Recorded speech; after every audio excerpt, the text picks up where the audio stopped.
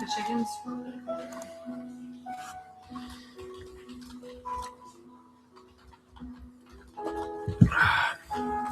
Hello, YouTube. Jessica's standing next to me, laughing at me.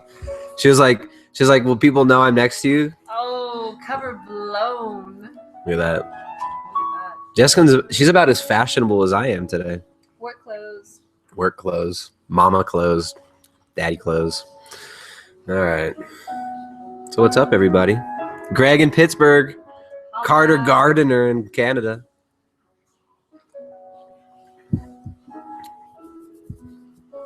All right, name this piece of music and you win YouTube. I'm going to keep listening to this as I ramp up and say hello to everybody as you pop in. Nicholas St. Germain, what's up, man? Magda Ogorek, hello, in Washington.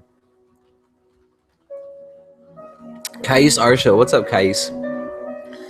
Kais said, that's a ridiculous statement, Kais. Kais said, these videos give me life. They don't give you life.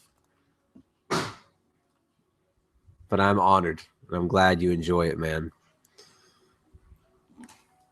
What is it that gives life, though, huh? Kais Arsha, what gives life? Isn't it funny? We stop asking these important questions as we age. We pretend that they're not so important anymore, that we have things figured out. How amazing is life? Benjamin Scally, what's up, man? Adam Franz, hello. Look at all these people. What's up, everybody? I didn't even announce this one. I just put up a link on Facebook just now. I'm sorry for those of you who are watching later who have signed up. Oops, hold on. This part's really pretty.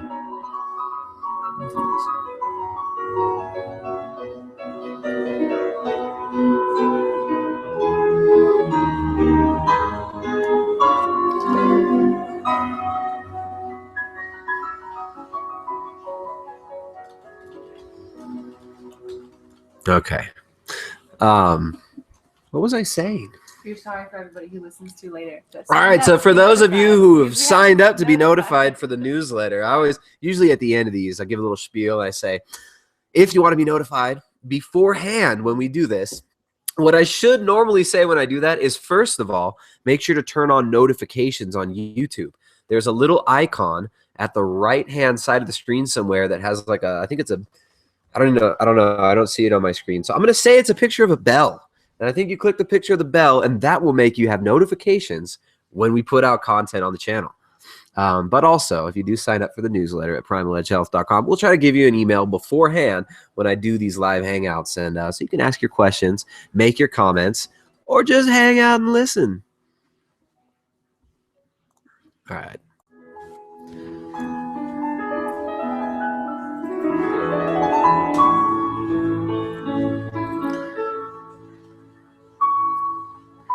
We got people in London, Columbus, Ohio, New York. This is crazy.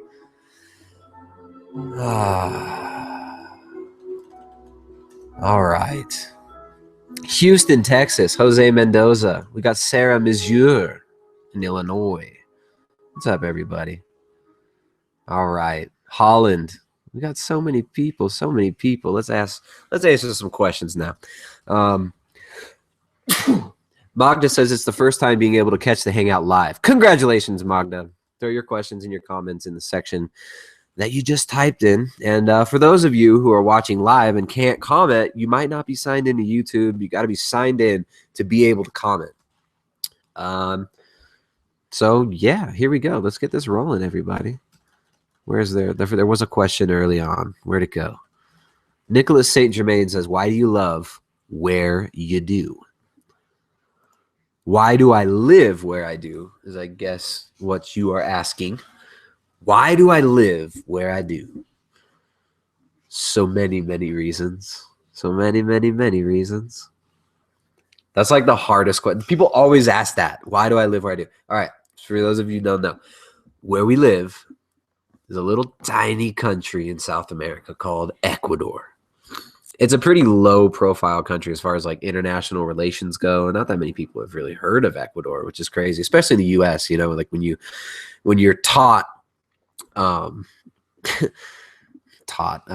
when you're instructed in such ignorance about the entire world, like the American education system does, most people don't even know where Ecuador is on a map. So Ecuador is right below Colombia and right above Peru. And actually the western or the eastern border of Ecuador is actually bordering Peru too. So yeah, we're surrounded by Colombia and Peru, this little nation called Ecuador. And we live here because we love it. I don't know. We moved from California here. We lived in Santa Cruz, California before we came here in 2010. We came here in 2010. We got 2 kids that were born here, and we've been here ever since. Why do I live where I live? I like it. Short answer. Why do I like where I live? Let's see. Clean air, fresh air, big, fluffy, beautiful cumulus clouds just getting pumped out from the Amazon. Clean, fresh air, clean water. Pretty decent food.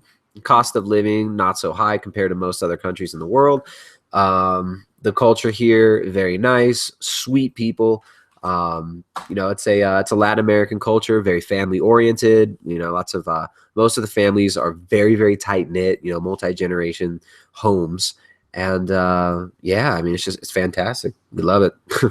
Great food, great weather, good people. We came here for the adventure, and we got it. We had some kids. We kind of calmed down for a little bit. Now we're getting ready to start adventuring a little more. Some of us are a little bit more pushy with trying to get there than others. Meaning me. What are you trying to say? No, I'm meaning me. Like I'm just like in this flurry of these projects that we're working on right now. Trying to get a little bit more mobile now after about 4 years of just hunkering down in this little town in Ecuador. We want to travel around Ecuador a little bit more than we have for the last couple years since the kids were born. And we're, you know, when you got kids, you got like a 1-year-old or baby or a toddler, it makes it a little harder to travel around. And we didn't want to travel the last few years too. We were chilling. So, but yeah, now we're ready. We're ready to go and do some more traveling and stuff all around Ecuador, Peru. So we're prepping that slowly. But we love South America. It's beautiful. Leonard says, got any good recipes for a green smoothie? You want a green smoothie? All right. Leonard wants a green smoothie recipe. Good thing I've got Jessica right next to me. I got my cheat sheet right here. Good thing. What's up, baby? What's up with that? You can start with some spinach, add an avocado or coconut cream, add in some cinnamon. Coconut cream's good. It'll give it a little bit of a smoothness and kind of mellow out the planty flavor of all the greens that you're gonna put in there. But I mean, some like nut butter and stevia, almond butter and stevia. Yeah, a little bit of almond butter could be ice. Nice. Yeah, almond butter, macadamia nuts, macadamia nut butter in there. Ooh, blend that up with a little bit of avocado. I don't know. I mean, the coconut cream is a really nice idea. I like that. And whatever greens you want, you blend it up. If you got to have it sweet, you can use some stevia if you're going for a keto style green smoothie. I don't know. I don't do that many green smoothies lately. I don't do any green smoothie lately at all. That's just not a part of my lifestyle right now. Did you buy the coconut lady for me? Yeah, I did. Oh, she didn't have anything. What? She was gone. Will you let me finish? I'm trying to talk to all these imaginary people. I haven't seen you for hours. She doesn't see me for hours. I come home and I talk to imaginary people on YouTube. To people that just type shit. Justin tells me, he's like, okay, I'm going to do a hangout. I was like, all right, cool. He's like, okay, 2 minutes. In 2 minutes. Well, you know, you want to do something productive right now. Use this time productively. Help some people out. And so here we are. So let's answer some questions. Hope that green smoothie recipe is good. Is there a green smoothie recipe in the cookbook? There's not. There's not. But there are 134 other recipes. But none of those are green smoothie recipes. Many of which include greens. Many of which include greens. Right on. Benjamin Scally, what's up? Greg, hello. Sylvain in Ireland, what's up? Moscow, whoa. Palabra 17 says, what you sipping on? Water, my friend. Very good water, in fact. It's like this spring water, mineral water here in Ecuador called Wittig. It's owned by a German family, I think, which is where the name came from, Wittig. And it's so good. It's super, super good. Magda says, food gives life. I disagree. Randy from Minnesota is happy that she made the live hangout. What's up, Randy R? Hey, Stephanie Alclair.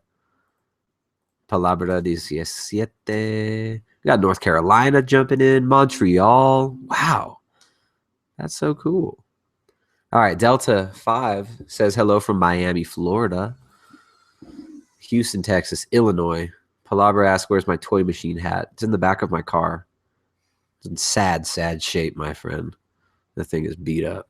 Years old. Here's a nice little... Oh, look at all these questions. Wow! So many people. What's up, everybody? Okay, here we go. We got some people from California, Westchester County, New York, all over. Jose Mendoza says, do you speak Spanish? In a keto diet, can protein be a little higher in percentage than fat? Great questions. Yeah, we both speak Spanish. We live in Ecuador. We've lived here for almost 6 years. And, of course, we speak Spanish. Do I speak Spanish as proficiently as I speak English? No. Are my conjugations perfect? No. Is my vocabulary limited? Yes. But I get by. I can understand what people are saying. I can speak human also, depending on what kind of mood I'm in, how connected I am at the time, right? It's like you can how do you say? You can understand people no matter what language they're speaking if you tune into them. All right. So many comments and questions. Leonard asks how many shirts I have. Just a few that I like. Just a few. All right. Nicholas says, where are you from? I just talked about that. Well, we lived in California before we came here. Jessica's from Santa Rosa, California. I lived in Riverside, California. Or I was born in Dana Point, then I lived in Riverside for a little bit. Then I lived in Carlsbad for a little bit, which is North County, San Diego. Then I lived in Santa Cruz, California for a little bit. Then I lived in Ecuador for a little bit. Then I started talking to people's words, scrolling on a screen on YouTube. And it all went downhill from there. It's funny. You can just infer whatever tone you want to anybody's question. You can read it, whatever voice you want. Assume anything about the context of it. They're super fun. I like doing these hangouts for that reason too, because it's so subjective from my point of view. I don't know. It's fun. It's cool. Greg Lanuski says I moved to Ecuador because of the Andes mints. Those aren't even from the Andes.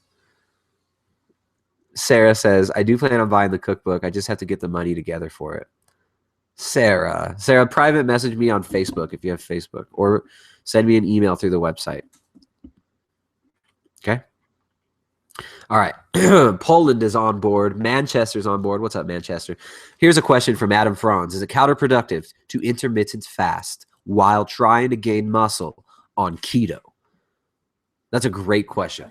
It could be counterproductive, but it's all about context. For growing muscle, for gaining weight, for building muscle, and for losing body fat, energy balance is very important. So as long as you're getting sufficient protein in, as long as you're getting sufficient caloric intake in to build the muscle, to support the muscle, you can build muscle on keto, and you can build muscle on intermittent fasting at the same time as you're doing a ketogenic diet. But what I will say, let me get some music back on in the background. All right. What I will say is that it might be a little bit more difficult to gain muscle and to gain weight while intermittent fasting, because naturally ketosis results for most people in decreased hunger. That's the benefit of keto for losing body fat. The benefit in keto for losing body fat is not that you can eat as much food as you want because it's keto food and it's magical and you don't gain weight with keto food. Unfortunately, that's not true. If that were true, it would be really, really cool. And it would simplify things quite a bit. But energy balance, the laws of physics, basic, energy balance matters. So you got to eat enough. You got to make sure you're eating a surplus. You got to make sure you're eating sufficient protein to build that muscle. And you should be fine. I would say if your goal is to build muscle, though, you're probably going to be better off eating at least 3 meals a day. Like actually spread those meals out throughout the day. Get that protein bolus, spark that muscle protein synthesis, digest a little bit, rest, make sure you're not eating a huge surplus also so you can actually burn body fat or maintain the same body fat levels you've got now. And then, get in several meals a day. That's going to be better than one big meal a day. For gaining lean muscle mass, if that's the main goal, eating more frequently might be a little bit better choice than just doing intermittent fasting. Now, of course, there's people who are going to say, hey, I did intermittent fasting and I gained 20 pounds of muscle doing IF. Yes, totally possible. I mean, I can gain muscle doing intermittent fasting. I have. But to eat in that small window, sometimes it can be hard, and keto torches hunger. The presence of ketones eliminates hunger, decreases inflammation, eliminates hunger. Ketogenic diet improves GABA production, so your brain's more stable, you feel more calm.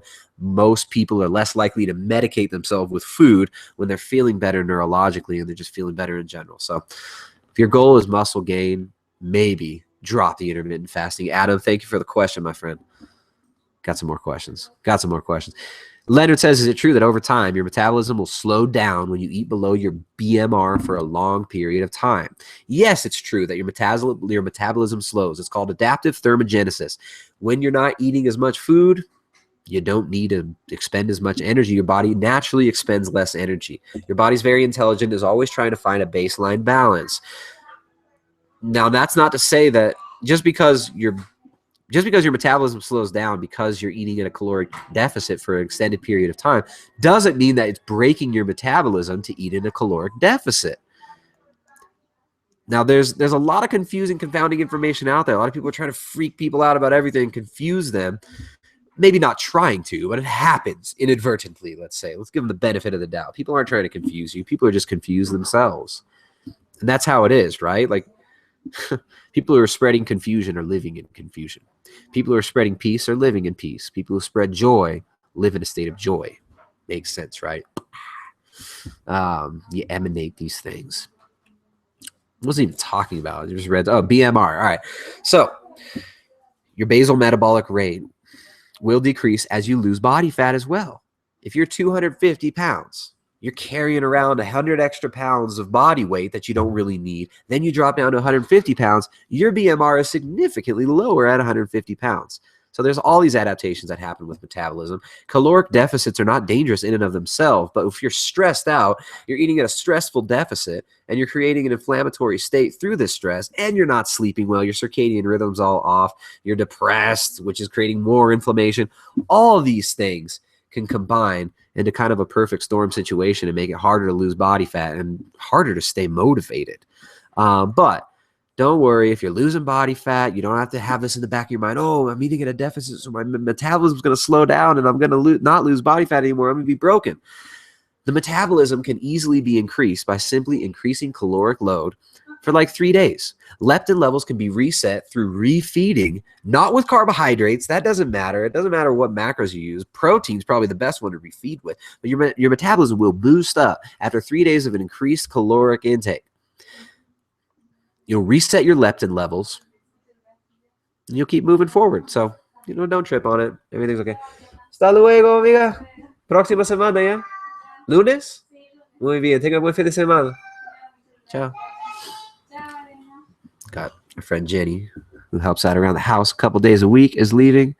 Man, she made this place so clean today. It's stoked. All right.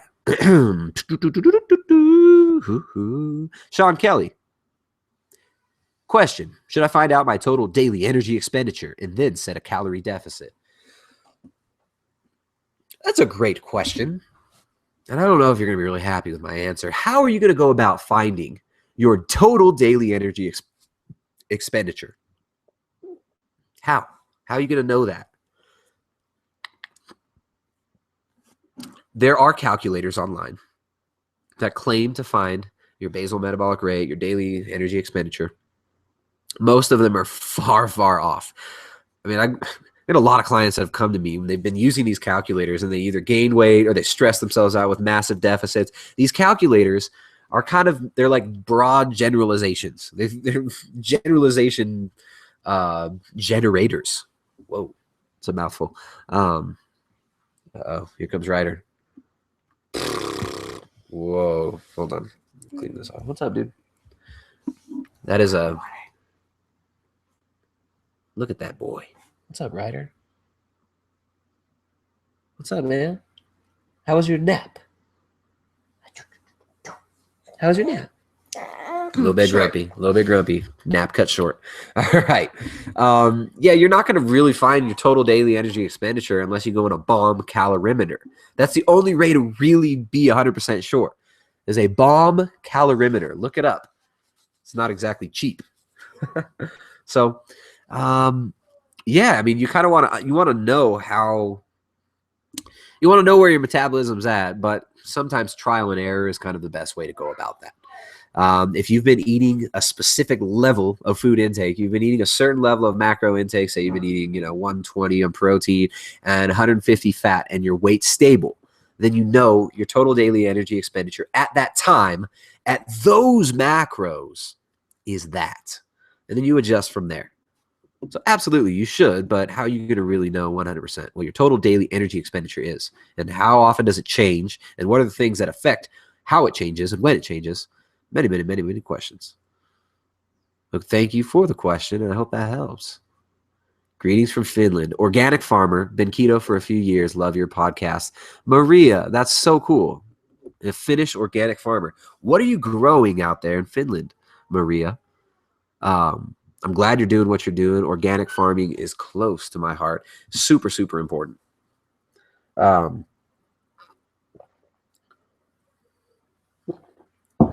People like to cry about it and bitch about it in like the whole fitness industry, which is a huge joke.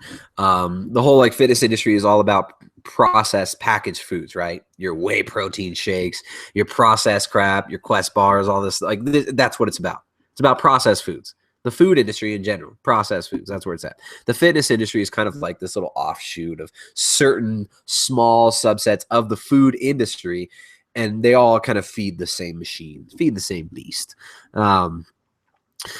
These people in the fitness industry love to try and straw man and cherry pick this stuff about organic and say that, look, oh no, organic's no better. There's nothing important about organic, because you might be, you look up and you find that, yeah, eating organic food doesn't make you lose more weight when your calories are the same.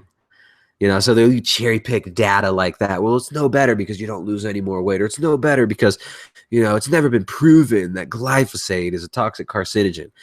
Well, now that argument's actually over. It's freaking done. Glyphosate is a carcinogen. Glyphosate causes cancer. Glyphosate chelates the soil, destroys the microbiome in the soil, which in turn destroys our microbiome. It removes important minerals like manganese, and it binds up the soil. It binds up your nutrients in the soil and makes it impossible to grow in the future on that soil without using more soil amendments and more toxic crap that we shouldn't eat. Who's seen that video of the Monsanto executive saying that he's so sure that Roundup is 100% safe? It's 100% safe. Then the interviewer asked him, okay, I have a bottle of Roundup right here. Will you please drink some? Of course he refused, but still said that it was fine. It's perfectly safe. There was actually a farmer out here who killed himself by drinking pesticides not too many years ago. Interesting stuff. But yeah, Maria, I'm glad you're out there doing organic farming. It's very important that people are protecting the soil, that people are protecting the microbiome of this planet, and actually spreading these ideas that are not new. This is how agriculture was for thousands of years.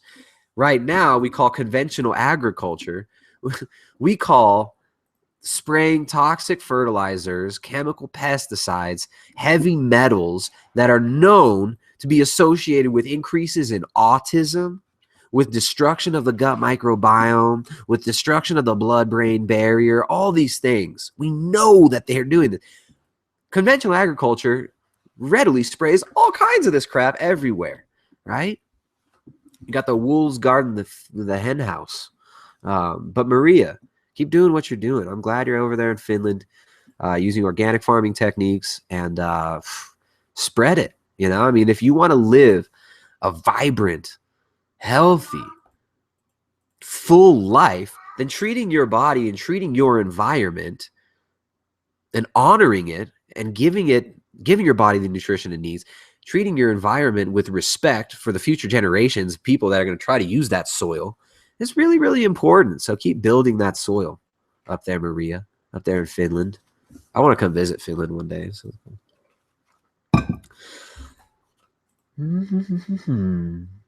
Brandy Meek says, don't know the tune, but it's a lot like Yeruma, who I listen to on YouTube. Very relaxing. Nice intro. Magda says, Tristan, how do you work on creating a more positive mindset / begin to recover from depression? I know food can play a role in depression as well. Magda, thank you for the question. That's a great question.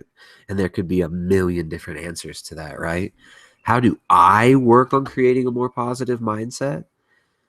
Well, I mean, that kind of depends on where I'm at any given moment, right? You know, sometimes it's easy to keep idling forward with a positive mindset, but sometimes I get trapped in loops, you know, thought loops, or, you know, just emotional vibes that you get attached to, or anxieties or frustration. Something doesn't go your way, or there's something you're planning and I'm wanting to do, and it doesn't happen like I want it to happen. And, you know, I deal with these things all the time. So I guess, I don't know, giving an example might be good. Like when you're coming out, you know, depression, like what is depression? What is it? A way to get out of depression. The way to get out of depression is not just eat better food, right? Because you could tell someone, hey, change your diet. But if that person's depressed, that person's not going to make the changes required to actually become happy. Like the state of depression, it feels like all encompassing. It feels like we're trapped when we're in it. So I think long-term perspective can be really important, and remembering the beauty of life and remembering just the incredible experience that we have here. Then maybe getting some alone time can be useful too. You know, just having some time to actually reflect, but in a different environment, right? It's like when you're depressed, you have alone time, but it's usually in your room or in front of the TV or in front of Facebook, and it's just all making you more depressed, right? So getting out in nature, breathing deep, you know, changing your routine can be really effective as well. And changing your routine can include diet. Diet can be a great adjunct therapy for depression. I mean, you can look at the studies on a ketogenic diet and low carbohydrate diets as adjunct therapies for depression. They're very powerful. Depression and inflammation go hand in hand. It's kind of a chicken or egg situation in a lot of the cases, right? You know, what came first, the depression or the inflammation, or the inflammation or the depression? Does it even matter? I mean, you can affect one through changing the other. So through eating a less inflammatory diet, through making the decisions, which is kind of the hardest part when we're depressed, right? Making decisions to change, making decisions to come out of it. But making decisions to treat your body like it's your temple, to honor your body, to move forward and get out of that, and use that diet to, you know, constantly stoke that new fire of life that you're cultivating. You know, every time you're eating, just blessing your food, being grateful for it, being thankful for what you're experiencing, enjoying the food you're eating it as nourishment rather than eating food to drug yourself, right? Because so many of us, when we're depressed, we go to food as a drug. I was talking to a client today, such a sweet woman, mother of 2. Her kids are fully grown now. They're 30-year-old grown men. She recently had a relationship that fell apart. Don't know the details. I don't know if she had a divorce or if her ex-husband passed away. I don't know what happened. But she had a major funk after her relationship and her marriage ended. She had 2 years of serious depression. Before that, she was like juicing and drinking green smoothies all the time, eating all organic food, treating herself great. She was loving life, working out all the time, felt great, was in a groove, was in a nice routine. Then something fell apart and some traumatic experience happened. I don't know what it was, but it shook her up. And she got depressed. And she started going straight for the junk food. And this is what most of us do, right? Like we find something to quell that pain, to fill that void that we have inside. And food is a really easy thing to fill that gap, right? You know, you get out of a unhealthy relationship, you're used to that unhealthy relationship, you've got the backlash from it, you're feeling depressed. Stuffing ourselves with food can kind of offset having to feel, right? I mean, that's what we do. When we're overeating, when we're depressed, we're trying not to feel anymore. We're using it like a narcotic. You eat so much, you stuff yourself, you eat 2 packs of Oreos or whatever, just big slabs of cake, sugary crap, junk food, and then you crash and you fall asleep. And you wake up and you do it all over again.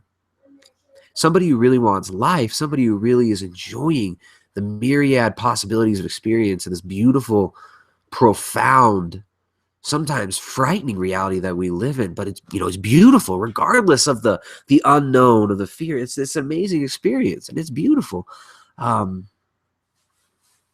We can forget about that. We can stuff the food down to numb us to it. But when we stop, when we look at our lives, when we look at the decisions we're making, when we look at our lifestyle, we have the opportunity to change, right? It's a choice to stay in that box. That's a prison that we put ourselves in, the eating ourselves into unconsciousness over and over again so we don't have to feel. Some people have to come out of it slowly. Some people are so scared of coming out of that little bubble, that little box, because they're so used to it, right? The longer you're in a state, the more that state kind of like draws its hooks into you. It's like a well-worn groove in your mind. So we have to create new habits. We have to create new grooves. So just changing your daily habits, you could start with your morning. One of the most powerful practices you could do is start by changing what you do every morning. Of course, your diet is a part of your morning routine. Give yourself a nice, healthy breakfast within an hour of waking up. Don't wake up, get on your iPhone, look on Facebook. Don't do that crap. Don't turn on the TV and listen to the lies the media is telling you, trying to be afraid of and angry with your neighbor, trying to divide you up into little tiny tribes that can be easily controlled with propaganda, products, music, and all this crap. Stay away from the television. Stay away from the programming. Get outside in the morning. Sit on the grass. Sit on your porch. Even if you're in a city or something, just sit on the porch. Watch the world. Watch yourself. Watch your own reactions to it. Have a breakfast in the morning. Enjoy some alone time. Deep breathe. Go for a walk. Just little things like that, like a 15-minute walk in the morning can completely transform your entire day.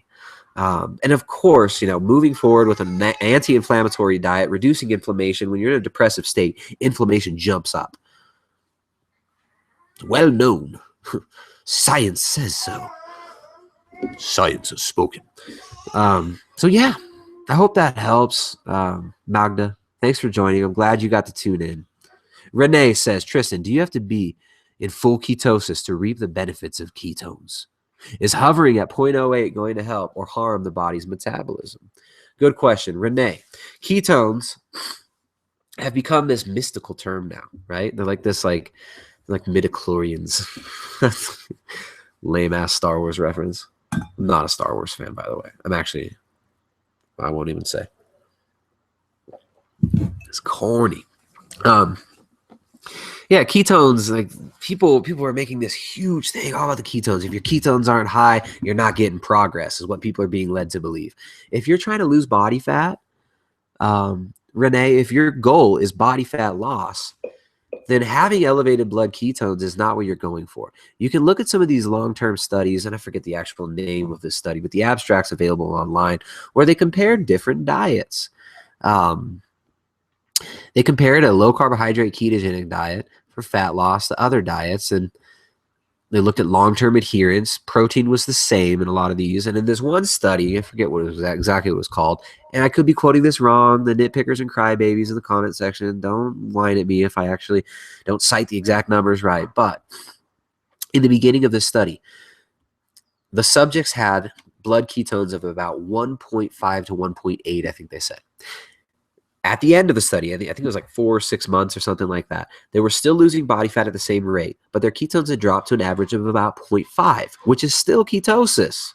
0.5 is ketosis. So fat loss does not equal elevated blood ketones, and elevated blood ketones does not equal fat loss.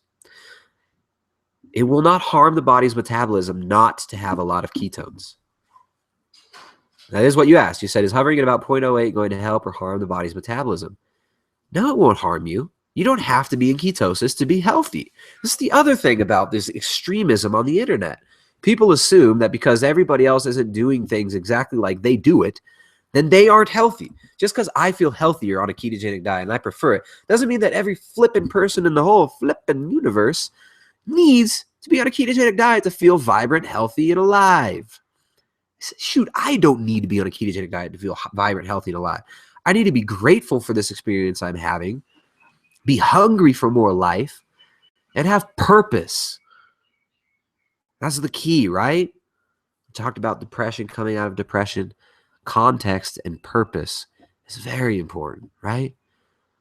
Sometimes we get into a depression because we know that we do have a higher purpose and that we do have a purpose that we have ingrained in our psyche, in our consciousness, in our conscience.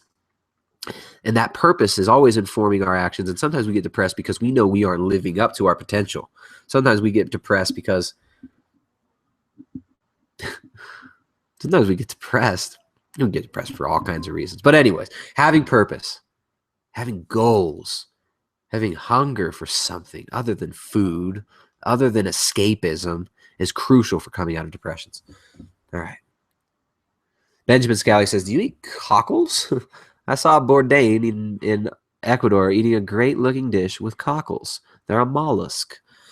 Where we live in the Andes, we don't have cockles available here. But on the coast, which we spent some time on, the coast of Ecuador is incredible. We're probably going to be back there hopefully by the end of the year, depending on what other stuff we have going on.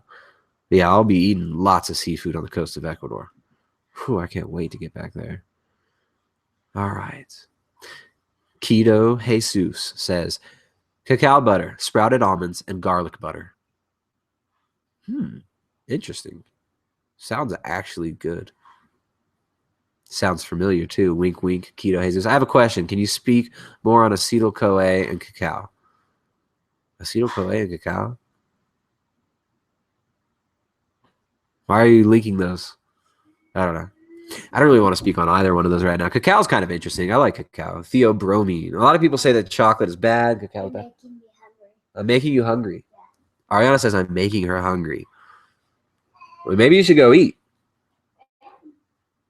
Is it because I said cacao? Yeah. It's just funny. All right. All right, let's move on. Magnesium glycinate. What brand do you recommend? James Shannon, I recommend whatever brand has the least amount of additives, fillers, binding agents, and additives, flow agents. All these companies, they add all kinds of crap that's not needed. Get the one that's got the least ingredients and that's got the most magnesium glycinate per tablet. 400 milligram dose. Cal makes a decent brand. KAL. They have minimum, whatever it's called. What's it called? Additives. All right. All right. Brian. What's up, Brian Seligmann in Westchester County, New York? He says, love your video. Been keto for 6 months. Love this way of life. Fantastic. Awesome. Redondo Beach, California, checking in. What's up, Riffilo? All right. Nathan Chris says, dude, do you live in Texas because you are always mean? Nathan Chris, do you live in some weird fantasy world where what you just typed made sense? All right. Yo from UK, Manchester. Once fat adapted, will I be able to go back to a high energy lifestyle and crush it? Or am I doomed to be super chill all the time if staying on using fat for energy? Once I'm fat adapted, I go high energy. No, there's people who do keto and they just go crazy. Like the energy level that you put out, that's up to you, man. Wherever you want to take that life force that you're given, that's up to you. If you want to have a high energy lifestyle, you can have it. You crush it. Or if you want to have a mellow lifestyle, a more contemplative lifestyle, or a contemplative mellow season, because usually crushing it has to be followed by relaxing a bit. You can do either one on keto, man. You're all good. Hey, there's keto people who are out there like, I got all kinds of energy. Wah! You could be like that if you want. Do whatever you want with your energy, man. It's your life. It's your decision. Sarah says, spirulina or chlorella in your smoothie, but small amounts. The taste can be strong. Yeah, for sure. Spirulina would be nice in that smoothie. But I like the taste of spirulina. It just depends what it's surrounded with. Spirulina goes well with what's it called? Coconut cream, which we talked about for that.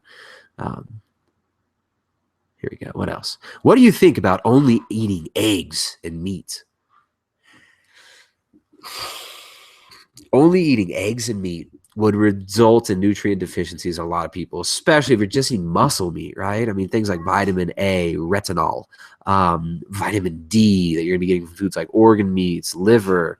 I mean, if you're just going to eat animal products and not eat any plant foods from the plant kingdom, first of all, I'd like to know why it's assumed that that's a good idea. And second of all, I'd say you're probably going to be much better off eating more organ meats and stuff like that to actually get those nutrients, the fat-soluble vitamins that you need. Only eggs and meat, not recommended by me, you know. All right.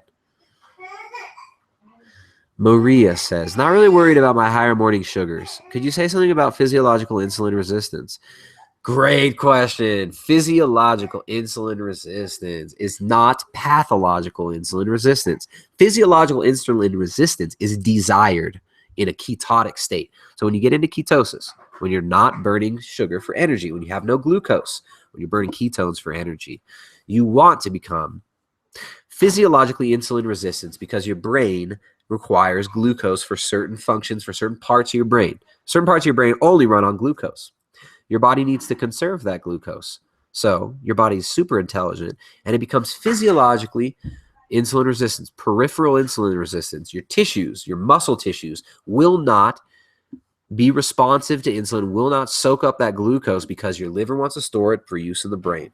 So in ketogenic state, insulin resistance is normal. Whoa. Weird backwards stuff kind of there, huh? All right. Rizwan Khan in Pakistan. What's up, dude? You're always dropping in. How's it going, man? James, can you talk about vodka? It's not kicking me out of ketosis. Can I talk about vodka? Yes, vodka is an alcoholic beverage made from the fermentation of potatoes. Yeah, all right. Can I talk about it? Alcohol and ketosis. Let's talk about that. Alcohol will have to be burned before ketones or sugar.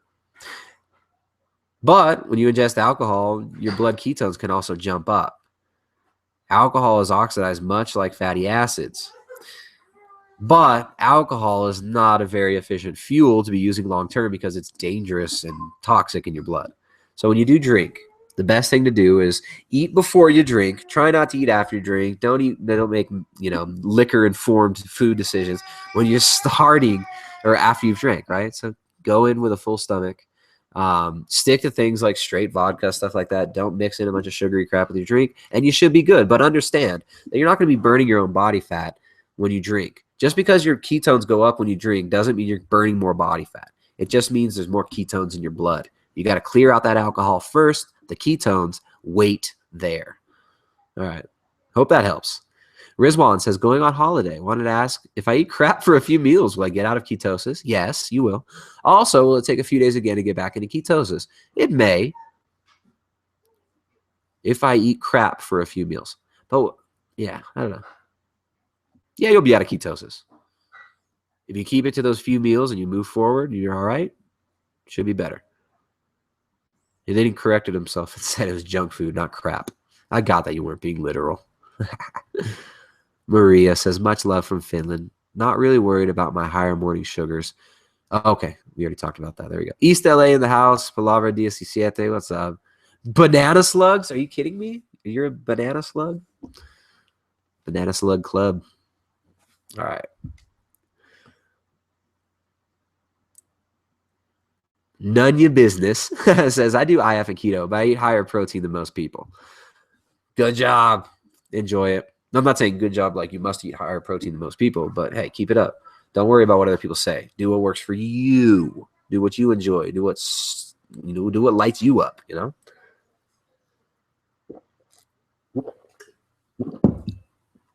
All right. Rickland92 says, hi. I started keto 2 weeks ago, and it's going really well. Thanks for the information you share. Thank you. Rickland, thanks, man. 2 weeks. Now, they found in most of the studies that have been done, after about 2 weeks, most people are so-called keto adapted. They're adapted to burning fat. And it seems like the adaptation, as far as like measurable adaptations go physiologically in the body that they're measuring for right now. That doesn't mean that it's everything, that they've measured everything, right? But it seems like after that, you don't really get further adaptation. So, hey, you're through the eye of the storm. For me, I've found, regardless of what the science says, that the longer you go on a ketogenic diet, the more used to it your body gets. And it could be a habit thing, right? It's likely just that you get into a groove and you build that habit and you have your routine and you keep moving forward. But yeah, they say that after 2 weeks, there's really not that many other changes as far as adaptation goes. Now, this could all be flipped on its head, and there could have been some study that could, prove wrong what I just mentioned, which was something from some other study. So, yeah, all right. Clockwork Zero says, after a cheat day, I find I start losing weight after a few weeks at the same weight. Is this normal? After a cheat day, I find I start losing weight after a few weeks at the same weight. Is this normal? Cheat day. Yeah, good luck, cheating and making progress on anything in life, right? Cheat day. That's the wrong word to call it. And no, I don't recommend cheat days at all. Benjamin says, Tristan, let your hair grow a little. You look more distinguished. Tristan says, Benjamin Scally, I don't give a shit how I look to you. I have my hair how it is. And you think I care about looking distinguished? I could care not. I care not to be distinguished. I care not to be elevated above anyone else. I just am what I am, man. Like, it's all good. Siesta Key, Florida. What's up? Is it possible to eat too little fat on keto? Cass, that's a good question. Is it possible to eat too little fat on keto? Yes, of course. Somebody could eat too little fat on keto. But, what's the context here, right? It's about context.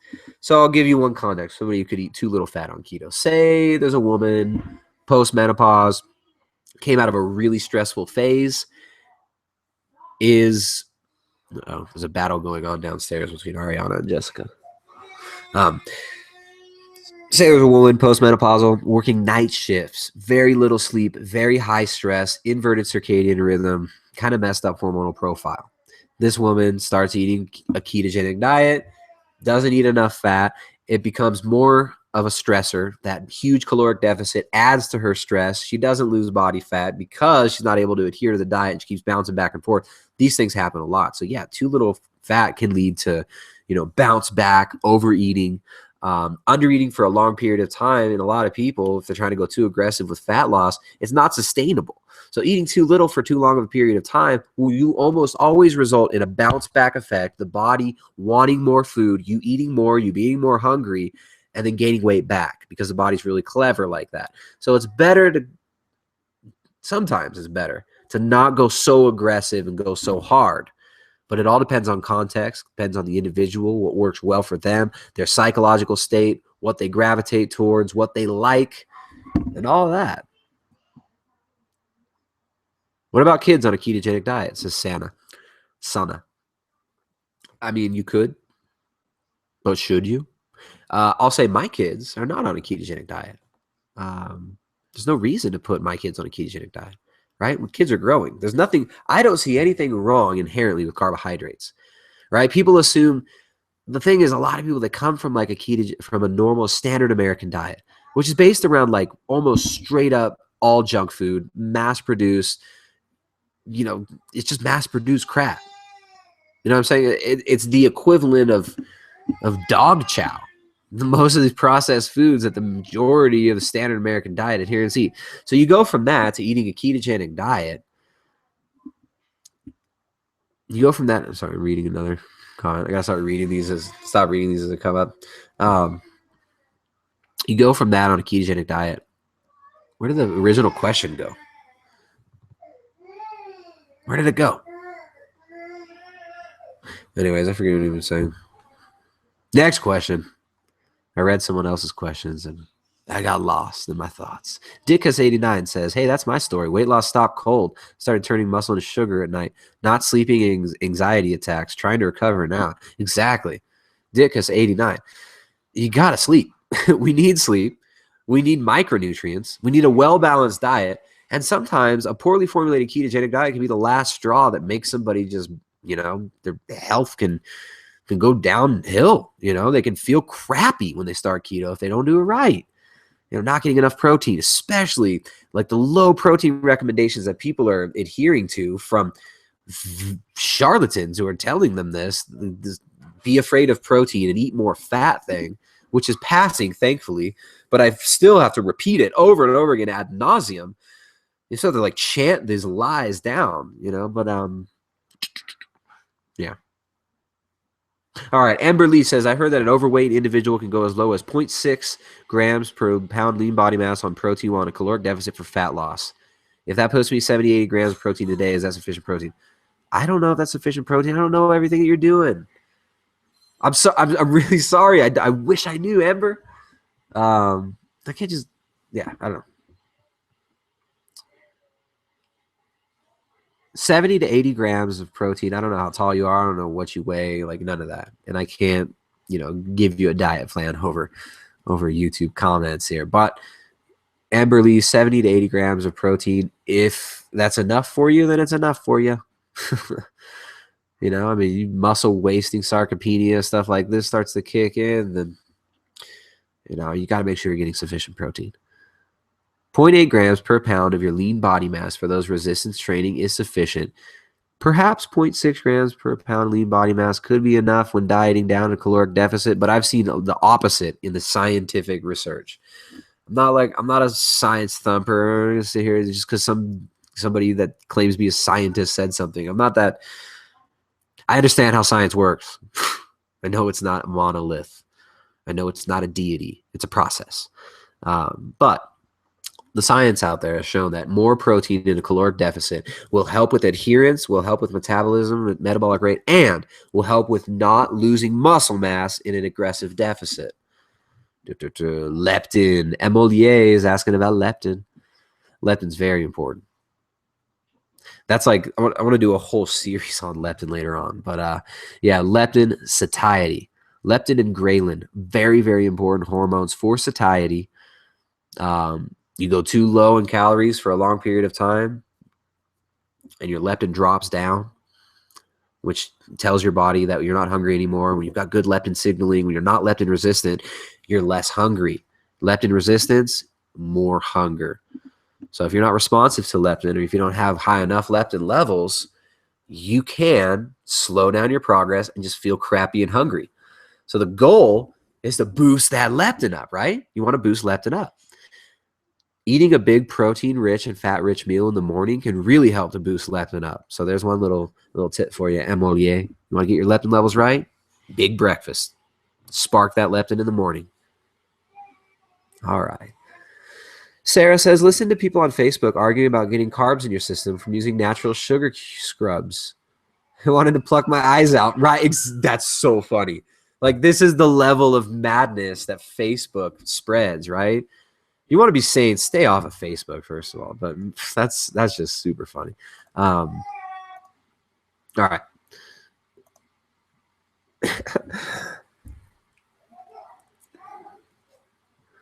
Adam says, hey there. Do you have a go-to food that one can eat every single day and prepare in advance for the whole week? As someone who is working and goes to university, I don't have a lot of time to cook. That's a good question. A go-to food that I've got a lot of go-to foods that you could, prepare and bring with you. I mean, it depends on what you like, right? I mean, here's an idea. Pre-make, if you check out the Ketogenic Edge cookbook, the recipe for Mama's Best meatballs is delicious. I love that recipe. We eat those meatballs all the time. So you pre-make like a triple batch of those meatballs. Get like 2 pounds or, kilo, wherever you live, depending, of meat, ground beef. Make those meatballs from the Ketogenic Edge cookbook. That is available exclusively at primaledgehealth.com. Make those meatballs, keep them in the fridge, bring an avocado with you. You can also steam up some spinach, get like 2 kilos of spinach, steam it up for the whole week, put it in your fridge. Have some avocado, smash up that avocado. You can make this in a Tupperware before you go if you want. But the avocado can get oxidized and turn a little brown, but that doesn't mean anything. It's just oxidation from the air.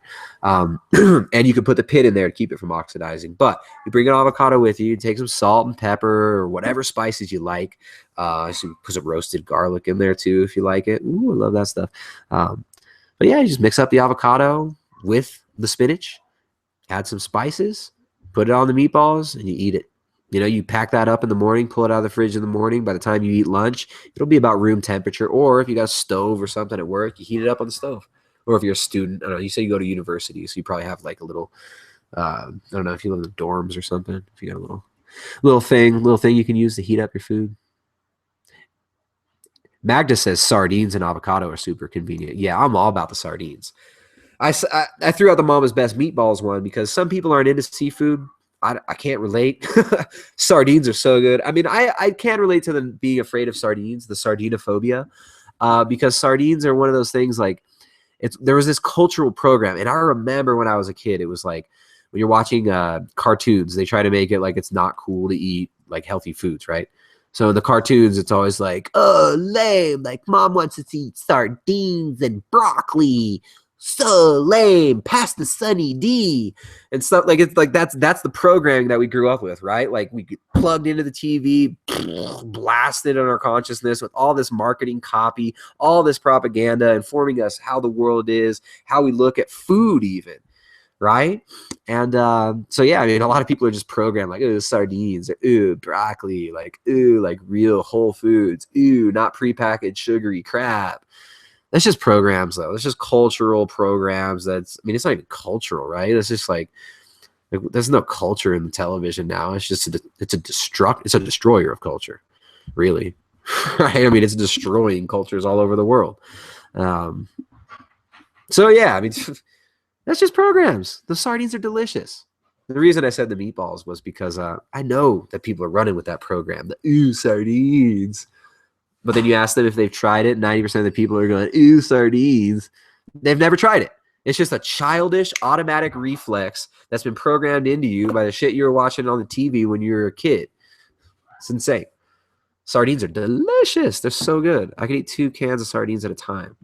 I can crush 2 cans. I love it. They're so good. Kaz Casca says, after seeing your video and listening to advice, I lost 14.3 pounds in 3 weeks. It's great. Sleep very well now. That's so cool. Thank you, Cass. Thank you so much. That's awesome. Sleep is crucial, man. Like people forget, like, oh, you get your diet in line, this and that. You got to get your circadian rhythm lined up. You got to get that dialed in. You have to be sleeping. You have to be relaxing sometimes. You have to be resting. You can't be 100% battle mode all the time, too. It's about balance, right? It's like we talked about earlier. You go crush it for a month, work your ass off, burn the candle at both ends. Get ready for a crash unless you've already programmed into your routine some relaxation, some time to breathe.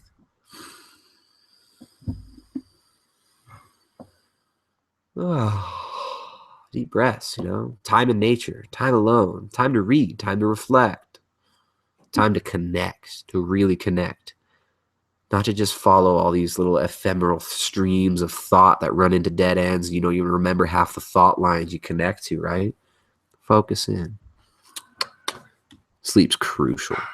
Mind state, sleep is crucial. Mind state and sleep, intention, context, and purpose are really important for fat loss and, like we talked about earlier, for coming out of things like depression, stuff like that. Purpose.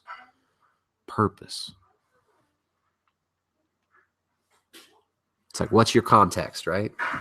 What is my context right now? We could always ask ourselves these questions. What is my intention right now?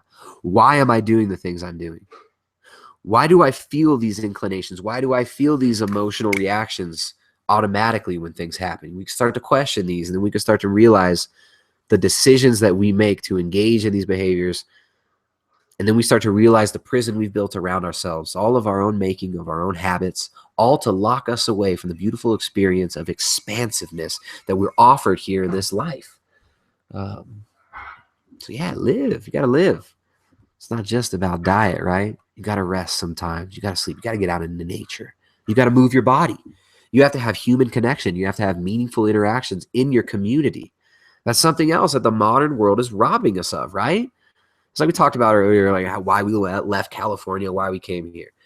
When we lived in California, we had some awesome neighbors. We had some really, really cool neighbors. We lived in this crappy neighborhood, though. When we left California, we were in the beach flats of Santa Cruz, and it was like major gang corner. I mean, there was like heroin dealers and stuff like hanging out. I just chase drug dealers away from the corner in front of my house all the time. There was like shots being fired, you know, like in a kids park, they call it Poets Park. Shots fired in there, drive-by shootings, like gang initiation, brutal beatdowns and shit you see there. Stupid, terrible, toxic environment full of people building their prison. But we had some awesome neighbors too, though. We were like just family oriented. This awesome little compound of this old family. They're not old, but you know the guy. Oh man, what was his name? Phil. Shout out to Phil Bear, Baer. Phil Bear and his family. They had like 4 generations of family there. Like Phil had his kids. Phil was like 70 when I left. And he was so capable, man. Phil would come over and fix the heater at our house and stuff that was broken, fix the roof. He's like 70 years old. Just really cool guy. And his kids lived there. They were like 30s and 40s, and they had kids, and it was awesome. But anyways, other than that little nexus within the little community that we had there, in our immediate community with our neighbors and stuff, is mostly people renting houses, lots of drug dealers and stuff, and like little apartment complexes, but, you know, just transients in and out, right? Like there wasn't a community aspect. And in most of the United States now, people don't talk to their neighbors. You know, in the suburbs, like I grew up in the suburbs of California. We didn't know the names of half of our neighbors. It would just be like, oh, there's the weird guy down the street, the weird Arab guy who cuts his grass with his scissors, I remember, who's got that dog that'll bite you if you go near it.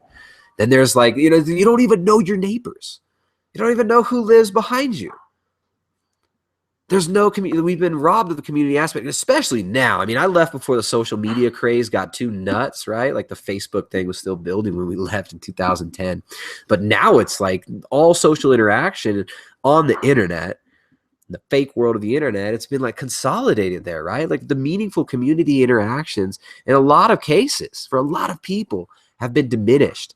And finding that meaning in community interactions and finding that, creating it, right? Creating those meaningful interactions with neighbors and community is really important. So yeah, crucial. Build communities, right? Build communities, not private prisons. The causation says, I love your rants, Tristan. You remind me of myself. Well, you remind me of myself too, because you just said my name. All right. Magda says, egg salads made with mayo and lots of diced up veggies are another great idea at stores. Well, yeah, if you like the egg salads, though. See, I'm not so into the egg salads. But I'm not so into the mayo, too. Most of those commercial mayos are really crap. And I'm not trying to knock your thing, but like, if you're going to get mayonnaise, go for a mayonnaise that's made with olive oil, not vegetable oil. Those vegetable oils are very high in omega-6 fatty acids, which are super inflammatory. But also, if you check out the Ketogenic Edge cookbook, we teach you how to make your own olive oil at home. It's freaking awesome. It's really delicious. Chris says, watch the Joe Rogan podcast with Rhonda Patrick. Even if you don't like Joe Rogan, she has some good info. I like Joe Rogan. I like Rhonda Patrick. I've seen that. Rhonda Patrick has her own YouTube channel. I should have her on sometime. She's pretty cool. All right. Benjamin Scally says, Magda. Okay, he's talking to Magda. He says, I've heard of attractive people becoming symptomatic based on the immediate acceptance they constantly receive from most people in society rather than through other natural expression. Absolutely, Benjamin. False interactions, fakeness is depressing. It's super depressing. That's why do you think the TV is constantly pumping out all this fake BS? All this crap. Why do you think the pop stars are all about preening themselves and making themselves look inhuman? You're being dehumanized with this box, with that black monolith in your living room. It's dehumanizing us. It's sad. It really is. So what are you talking about? How did I get there? How did I get to the television dehumanizing people? Unplug from that freaking TV, though. Yeah, I'll feel better. Oh, you're talking about natural expression. Yeah, that's a really very, very... Benjamin, thank you for the insight, dude. I mean, that's fantastic. That's something I noticed really young, right? Like when you're a little kid, you're growing up in the suburbs of California, right? It's full of beautiful people. Southern California is loaded with beautiful bodied people, beautiful vessels. Full of what? I remember being in like elementary school and noticing that the little girls and the boys too would do it, but of course, as a boy, you're paying attention to the girls, right? So like I noticed that the prettiest girls, and this is when they were young, and this is not across the board, but you notice this trend of like a lot of very beautiful people kind of just getting by on just the being beautiful thing, right? And that'll work for the first few years of life. Like a little girl is really cute and says cute things. That could work for a few years. But then as soon as this child grows out of that phase where the child has more consciousness that they're not using, that attractiveness goes away. So it's like you'll notice if you're tuned in, you're dialed in, you can look somebody whose like body is great and beautiful in the eyes, but you sense it, right? You sense what's going on inside. When you look somebody in their eyes, you feel that. You see them. They say the eyes are the windows to the soul. You feel it. You feel where they're at. You feel what they're thinking, where they're emotionally at. Sometimes you feel their pain, and it's like, but it's funny. I noticed at a young age too, man. Like people can get by on just trying to be cutesy pootsy or pretty or funny, but it's like if you throw away that natural expression, if you're covering what's real, it's death. That's what that is, right? There's that Bob Marley song. What's he say? He says, destruction of the poor is poverty. Destruction of the soul is vanity. Destruction of the poor is poverty. What song is that? Destruction of the soul is vanity. I think that's from Psalms or something. That's like an old scripture. It's true, right? Destruction of the soul is vanity.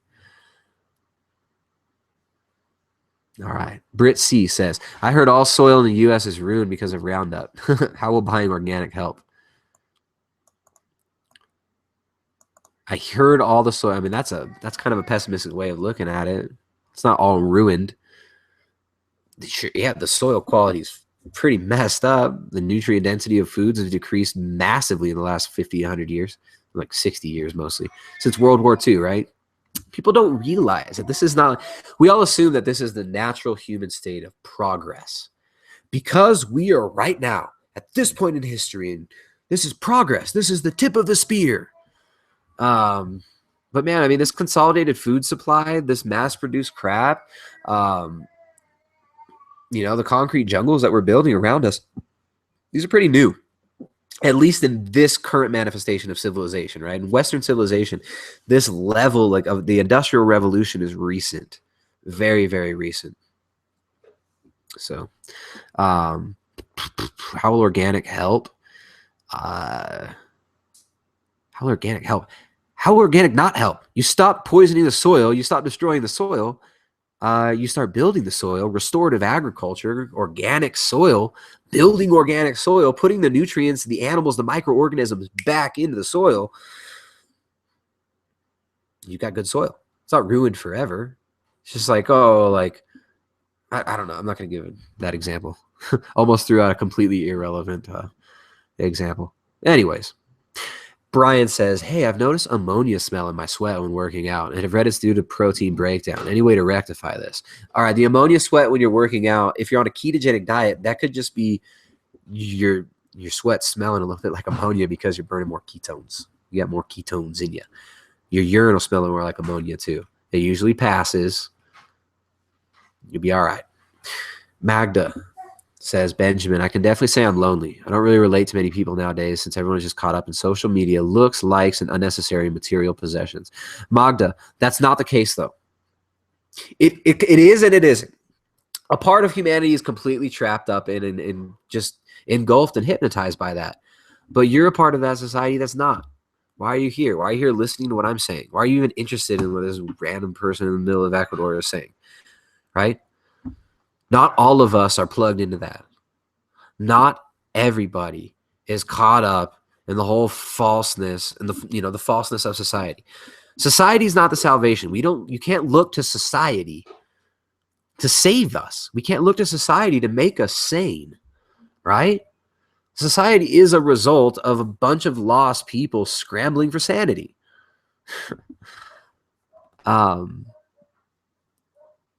You say you're lonely. You can't relate to many people. because everyone's caught up in social media. But not everyone is. There's a lot of people that are not. You can find those people. If you get off of social media, you get away from the television, you stop arguing about the nonsense that the media is putting, the talking points that everybody blabbers about that distract us from the real life, from real reality, from what the freaking talking points are trying to distract you from, right? Stop paying attention to that. Stop paying attention to social media. Get out there and talk to people, Magda. You're going to be okay.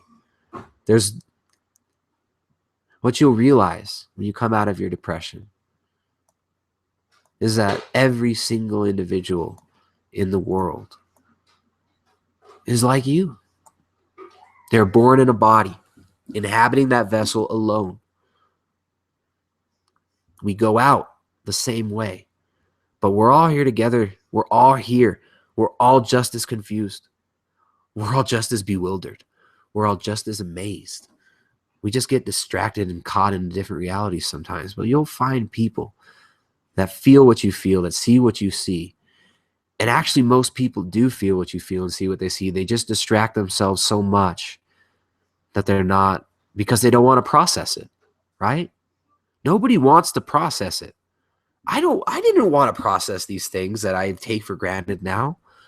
Like, who wants to admit that the society we live in is sick?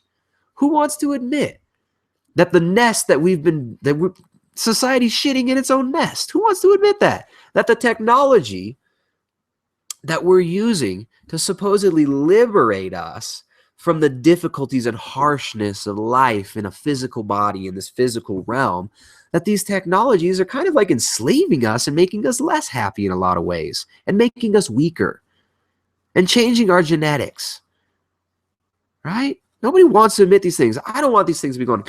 But there's the whole other side of this story. There's a whole other flip side of that coin. All the fakeness, all the falseness. You can only recognize that in relation to something else. It's the flip side of the coin, because on the other side of the false, there's the real. And behind the facade of the fake, of the preening, of the pretending to be happy, of the social media bullshit, there's people who are underneath that, a soul just like you that's created to experience this, a soul that you can grab by the vessel, look them in the eyes and tell them, everything's okay. We're in this together. You know? Everybody feels it. Every single one of us came out of that womb, right? Like completely enveloped in this womb of warmth with all of our nourishment, all of our nutrients given to us without even, we don't even have to breathe when we're here in the womb.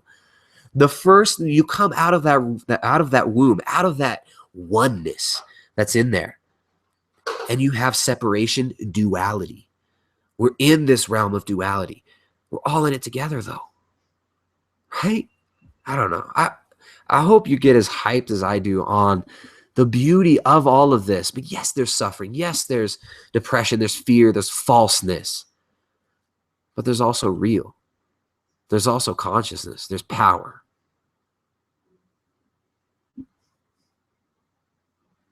There's silence. And if we listen, if we quiet ourselves down sometimes, we can tune into really, really beautiful, subtler aspects of ourselves, of the people around us, and things start to line up and we just kind of know what to do. I don't know. So yeah, we need purpose, Magda. And right now it sounds like your purpose is to get away from something, the falseness, the fake shit on the social media, the people not connecting with each other, people just preening and trying to say things just because they think it's cool to say, repeat shit they hear on the news because they think it's trendy.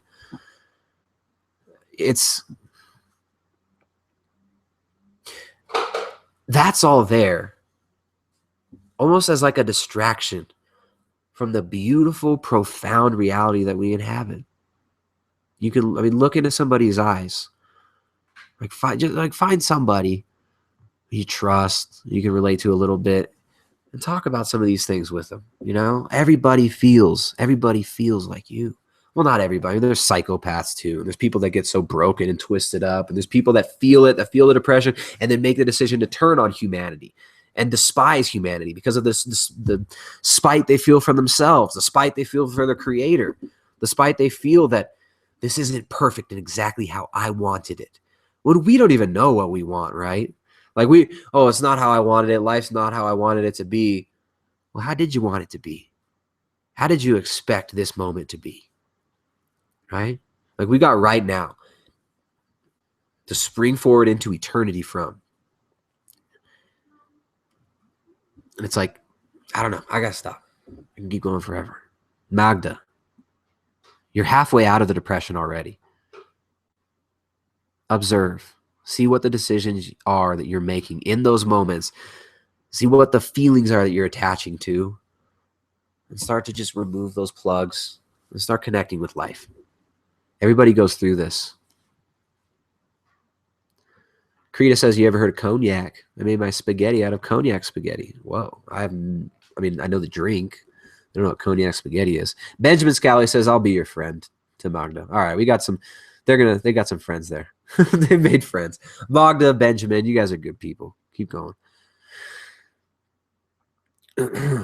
Benjamin says, do not masturbate when you're depressed. You'll feel so low. Yeah, just maybe stop doing that in general, right? It's like, maybe instead connect with people.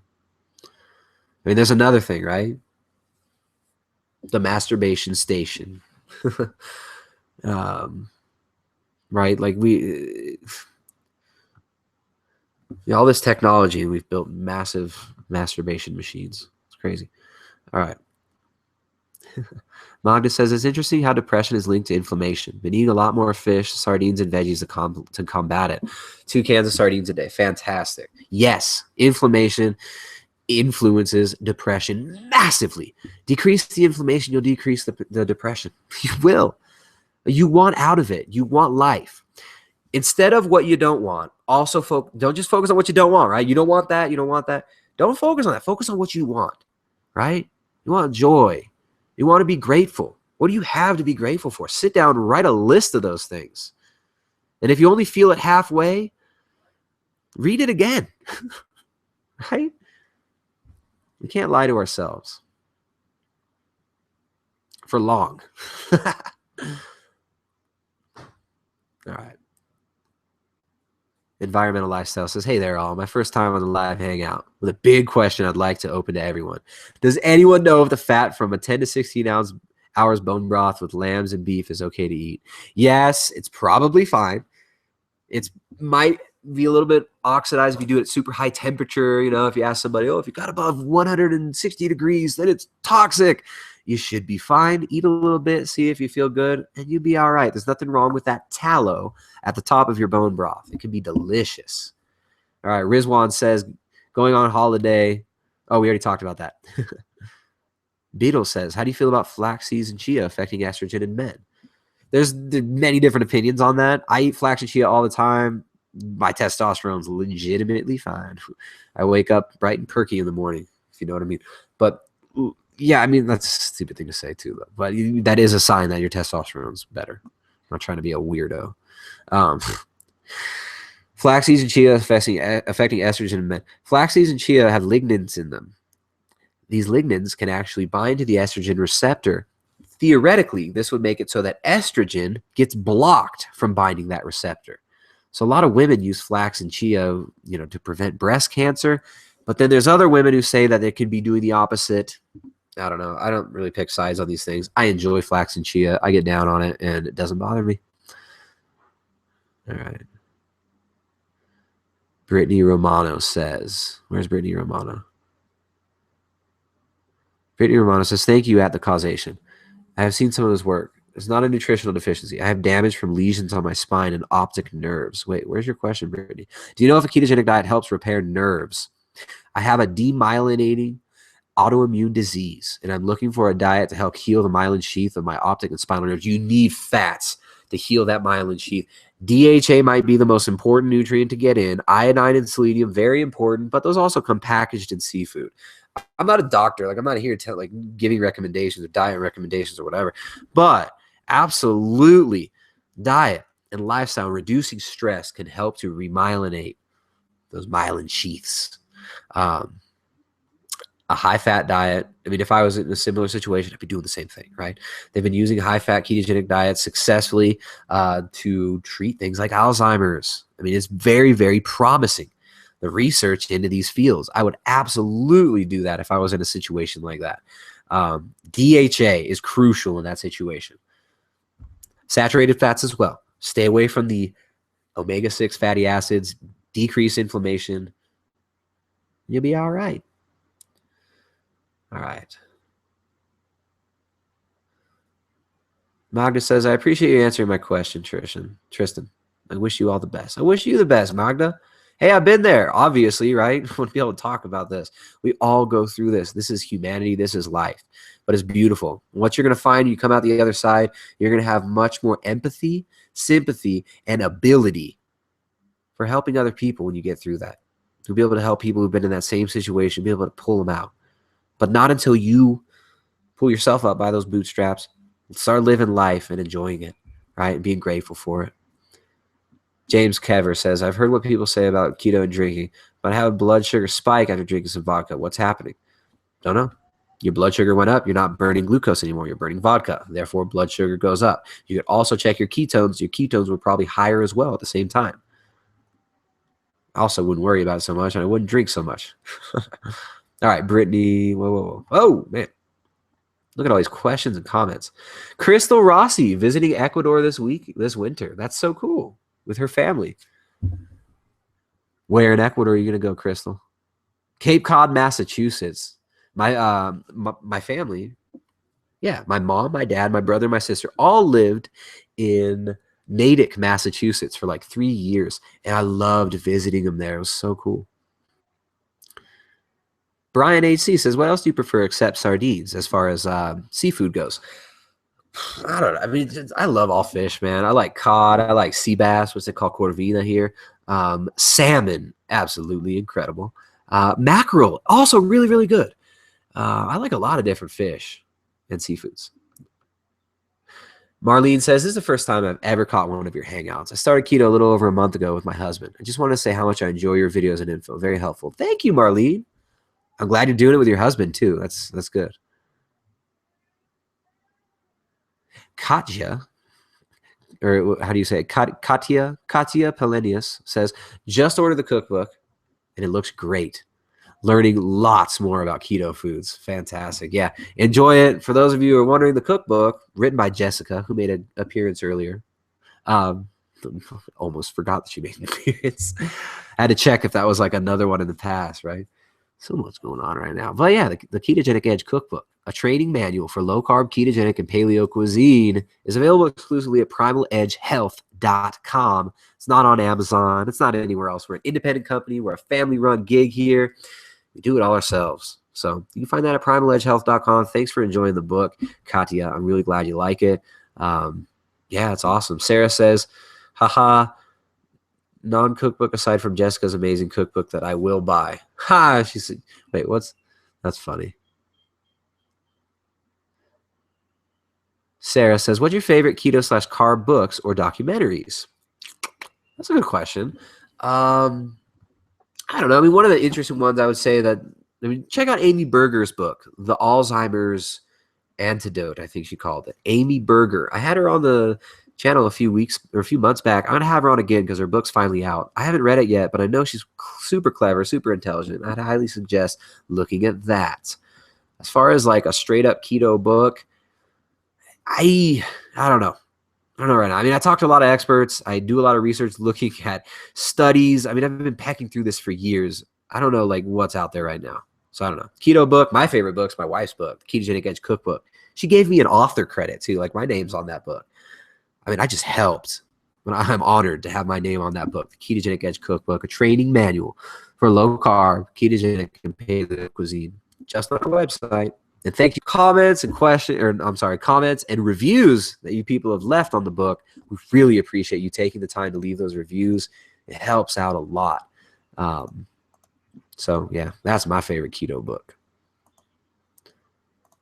Now, where'd my questions go? Come back, questions. There it is. Axel says sardines are good. I used to think they were like anchovies, and I do not like those that much. That's the thing. Sardines are not anchovies. Anchovies is one of those things where it's like, remember like Teenage Mutant Ninja Turtles, and they would eat the pizza. Wasn't it like anchovies? You don't eat the anchovies. Don't eat the anchovies on the pizza. That's gross, dude. I think that was like a Teenage Mutant Ninja Turtle thing. Anyways, regardless, totally irrelevant. But yeah, anchovies, very pungent. For some people, they taste really gross and they're super salty. Anchovies are not good by themselves. I don't know what you gotta do with anchovies. You can make them good. Put some Parmesan cheese and some kind of you can do some good stuff with the anchovies. But sardines do not equal anchovies. Sardines are delicious. All right. Benjamin Scally says Mean Girls has some weird food implication. Wait, what is that? Sarah says shows do that with fat too, like girls switching out products to full fat versions as revenge on another girl. Brainwashing. I don't know about that. The full fat's awesome, but it's all about context, right? If you're trying to eat a low fat diet, you don't want the full fat. Gina asks, what made you move to Ecuador? We just talked about this. Check out the beginning. Nothing made me move to Ecuador. We were given the opportunity. We decided to do it. Adventure, life. This, I don't know, the mystery of all of this. That's what made me come here. I wanted a deeper experience of the mystery. I wanted something different. I chose something different. And here we are.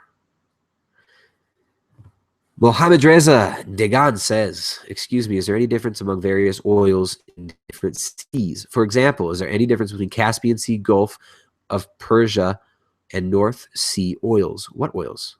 Are you talking about olive oils? Absolutely. But I don't think you're talking about olive oils. Benjamin says, everyone post-1960 were misguided in how to feed their kids. It's turning back around, I think. It is turning around, right? With much effort from people like you, my friend. Keep it up, Benjamin. Okay. Brian says, is white wine ruining my keto diet? You might want to go for a drier white wine. You're not going to burn fat while you're drinking wine. I don't know how much you're drinking, right? If you're drinking white wine in the morning every day, you're not just ruining your diet, you're ruining your health. So I don't know. All right, Prime Fitness, your thoughts on carb refeeds for those who use a keto diet or only mental clarity?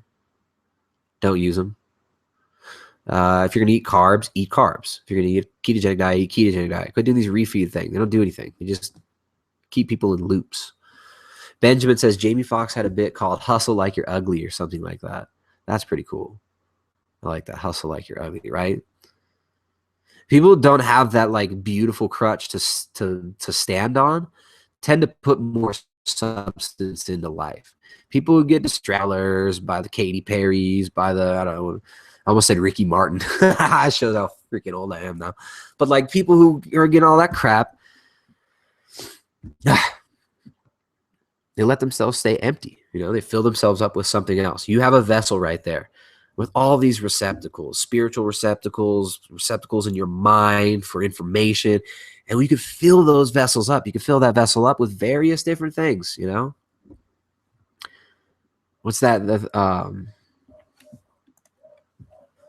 Get it right.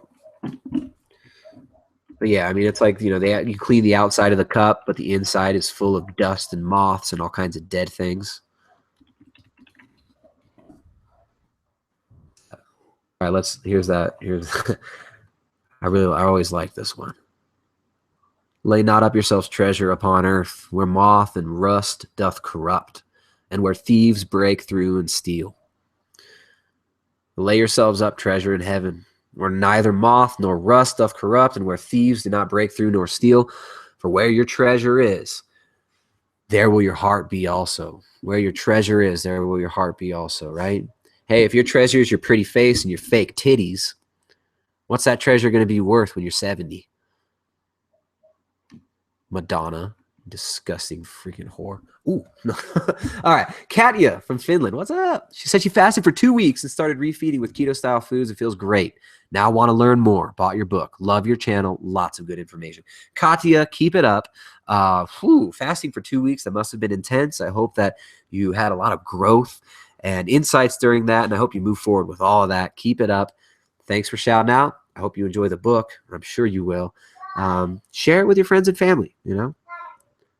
Or have them buy it from us. Maybe that's better. Hey, what's up? Ariana says I should stop. I should probably stop, guys. I've been doing this for an hour and a half. Let me finish this, and I'm going to go hang out with Ariana and everybody. Benjamin, what's up, man? You're still going. Benjamin, thanks for hanging out. Flytrap Factory. You bang on the money in every aspect, Tristan. As an ex-police officer, I saw this firsthand even here in New Zealand. It took a long time to break away from the Borg mentality. Right, man. It's crazy. Well, as a police officer too, like what an interesting perspective you would have on society and on life, because when you put on the uniform, suddenly the interaction's different. And it's kind of like what we were just talking about, right? Like some people, they wear the beautiful uniform for 30, 40 years. Then it fades, gets saggy, wrinkly, and ugly. Then it's, what else can they do about it, right? But it's interesting how people, treat people differently, right? And I mean, I know when I was a kid, and I would run into like police or something, I would always be a smart ass and like just be really rude. In America, you could do that at the time, or at least where I live, they wouldn't shoot you. It's funny, man. I mean, I'm just thinking about the schism and the difference that in the way people treat you if you're in uniform or out of uniform. If they know you're a cop or if they don't know you're a cop, right? A police officer. And a lot of respect for police. For police whose heart is in the right place, right? I don't have a lot of respect for anybody across the board. Oh, I have a lot of respect for scientists. I got a lot of respect for politicians. Like that, what is that? These are just people, right? But I do have respect for people who can keep a cool level head in those situations and whose job is to go out there in dangerous situations like that and deal with nutcases on a daily basis. So, yeah, man, it took a long time to break away from the Borg mentality, he says, and that is true, my friend. It takes a long time. It takes a lot of energy. And yeah. Right. Dylan says, how much can you bench? More than you. No, I'm just kidding. I don't care. I don't know how much I bench. I haven't benched in months. I bench pressed once like 3 weeks ago. I've been bench pressing a long time. Clay says, hey, Tristan, can you please speak on building muscle on a keto diet? Tons of misinformation out there stating it can't be done. I've talked about this many times. Do a search, muscle, ketogenic diet. You can build muscle on a ketogenic diet. Dylan keeps talking about weird things. He's a chronic masturbator, and he's depressed, and he thinks masturbation helps in his situation. Dylan, I'm sorry, dude. I'm blocking you because I think you're just trolling, trying to get us to talk about stupid crap. And if you're a chronic masturbator and you think it helps you in your depression, that's cool, whatever. I'll tell you right now, it's probably not helping you out any one single bit, man. What you're doing to your dopamine when you're staring at that porn all the time ain't so great. Anyways, all right. Okay. Let's see. What are you guys talking about? Look at so many people. Adam for awesome. Hey, I agree. All right. Okay. I think I'm going to start wrapping this up, guys. Let's finish this up. Let's see. Any more? All right, now let's finish this up. It's been really nice talking to all you guys. Thank you so much for enjoying the content. Thanks for watching the channel.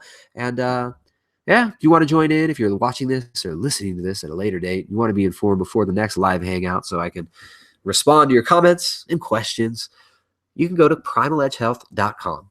On the right-hand side, there's like a little sidebar. You can sign up for a newsletter update. We'll give you an update before we do these live hangouts in the future so you can catch us next time. Yeah, I think. All right. This has been really fun. It's been nice talking to you guys. Thank you so much for hanging out. You can find more at primaledgehealth.com. If you're interested in the cookbook that I mentioned earlier, my wife's incredible cookbook that she spent over 1.5 years making, the Ketogenic Edge Cookbook. A training manual for low carb, ketogenic, and paleo cuisine. I almost turned the camera on Jessica, but she snuck away. That's available exclusively at primaledgehealth.com. Thanks to everybody for leaving reviews. If you did like it, if you want to leave a review, please go to the website and leave a review. I know it takes time and energy, but hey, it helps us out. People go, they see all those positive reviews that y'all are leaving, and they say, whoa, this book must be legit. Then they get the book and they were like, whoa, this is 10 times what I expected. All right. Let's see. Katia, bye-bye. Belle Green, Cat C, Emolier, everybody who joined us today, thanks so much for hanging out. I'll talk to you next time. Bye-bye.